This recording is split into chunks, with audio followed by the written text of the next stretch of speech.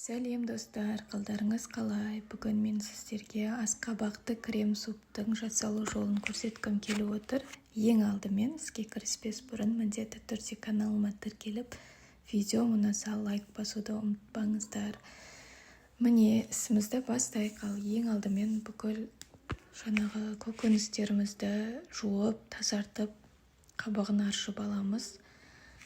Асқабақ менде қатты үлкен емес, шағын ғана асқабақ. Бұл тағамның жасалуы өте қарапайым, сонымен қатар өте витаминдерге бай, ең пайдалы тағам деп айта аламын.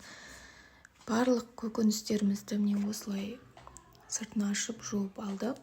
Және де барлығын осы видеода көрсетілгендей қылып, қатты үлкен емес, кішкентай кубиктерге бөліп тураймыз.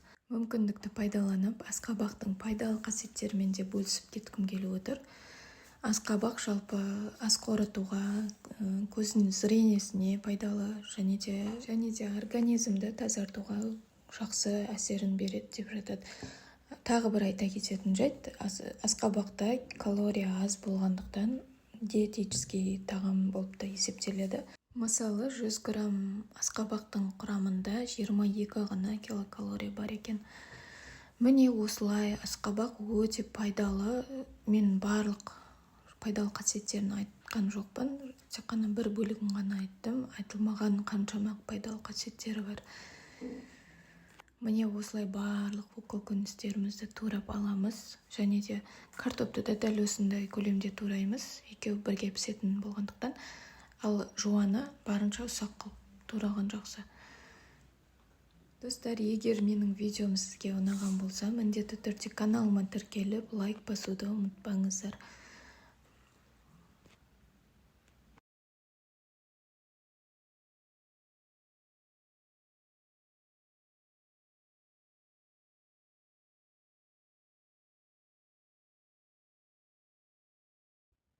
Міне осылай барлық көкөністерімізді турап алдық. Ал енді газымызге ыдысымызды қойып, қазанымызды қойып, үстіне шамалы сұйық май қосамыз. Және де кішкене 15-20 граммдай сармай саламыз, дәмді болу үшін. Ең бірінші жуаны қуырып аламыз майға. Қатты қызартып қажеті жоқ.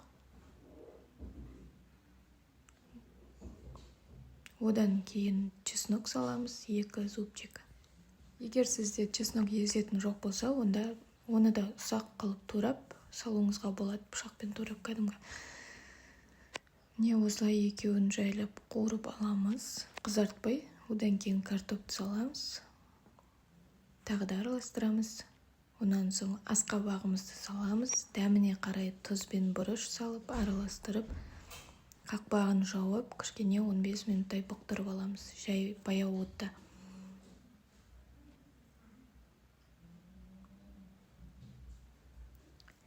Баяу отта бұқтырып алғаннан кейін асқабағымыз бататындай қылып қайнаған су құямыз.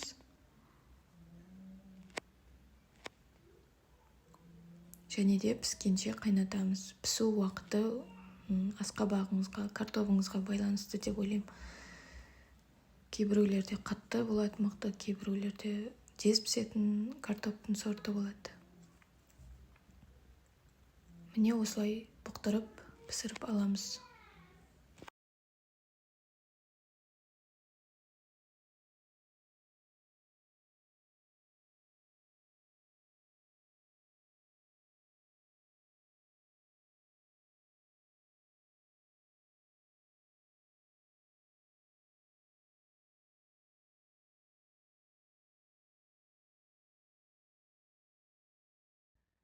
Міне біздің пайдалы тағамымыз почти дайын болды. Менде 25-30 минутта піскен шығар.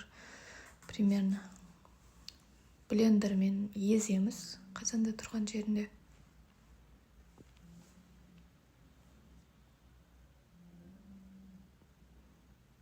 Бәрін бір келкі қылып езіп алғаннан кейін үстіне 50 мл-дей сливке құямыз. Сливке егер үйде жоқ болса, онда құймай қойсаңыздар да болады. Бірақ осы супқа ерекше бір дәм беріп тұрған осы сливкенің дәмі.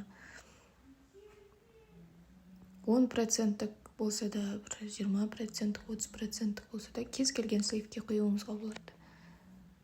Немесе сары майды көбірек салуыңызға болады, сливке қосқыңыз үйде болмаса. Ал міне біздің супымыз дайын, крем супымыз.